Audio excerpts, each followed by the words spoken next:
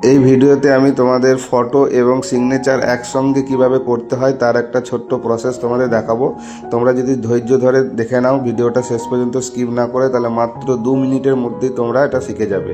খুব easy and process, তোমরা mobile দিয়েই করতে পারবে। বর্তমানে যে WBSLST পরীক্ষার ফর্ম ফিল আপ চলছে, সেই ফর্ম ফিল আপের ক্ষেত্রেও কিন্তু তোমাদের এই ধরনের ফটো উইথ সিগনেচার আপলোড করতে হয়। এছাড়াও অন্যান্য চাকরির আবেদনের ক্ষেত্রেও তোমাদের ফটো উইথ সিগনেচার করতে হয়। অনেকেই তোমরা ফটো এবং সিগনেচার একসঙ্গে করতে পারছো না। এই ভিডিওটা সম্পূর্ণ দেখলে তোমরা ফটো এবং সিগনেচার একসঙ্গে করা শিখে যাবে। চলো তাহলে ভিডিওটা শুরু করা যাক। সবার প্রথমে তোমরা যে কাজটা করবে, তোমাদের একটা ছবি তুলে নেবে এবং সিগনেচারটা একটা সাদা পাতার মধ্যে করে সেটার একটা ছবি তুলে ফোনের মধ্যে সেভ করে রাখবে। এরপর তোমাদের ফোনের গুগল ব্রাউজার ওপেন করবে, কিংবা যারা ক্রোম থেকে করবে তারা ক্রোমটা ওপেন করবে। ওপেন করার পর আমি গুগল থেকে করে দেখাচ্ছি। সার্চ বারে যাবে, সেই সার্চ বারে লিখবে ফটো উইথ সিগনেচার। আমার প্রথমে লেখা আছে বলে তাড়াতাড়ি হয়ে গেল। তোমরা লিখবে ফটো উইথ সিগনেচার, তারপরে সার্চে দেবে। সার্চ করলে প্রথম যে অপশনটা আসবে সেই অপশনটার উপর ক্লিক করবে। দেখো লেখা আছে ফটো অ্যান্ড সিগনেচার জয়েনার টুল। এটা তোমাদের যদি প্রথমে না আসে, একটু নিচে যাবে, নিচে গিয়ে এই লেখাটা দেখবে, photo and signature জয়েনার tool.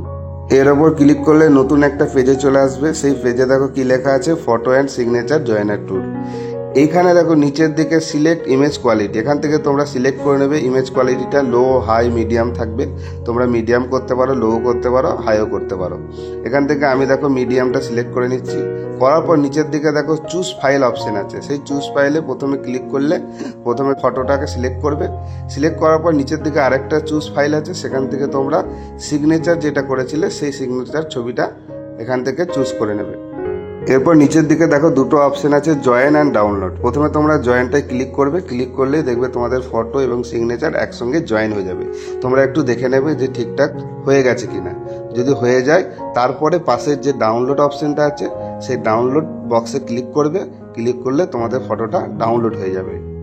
Download হয়ে যাওয়ার পর তোমরা ওপেনে ক্লিক করবে।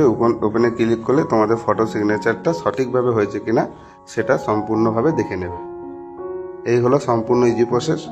ভিডিওটা ভালো লাগলে লাইক করবে, বন্ধুদেরকে শেয়ার করে দেবে, এবং যারা চ্যানেলে নতুন থাকবে অবশ্যই সাবস্ক্রাইব করে দেবে।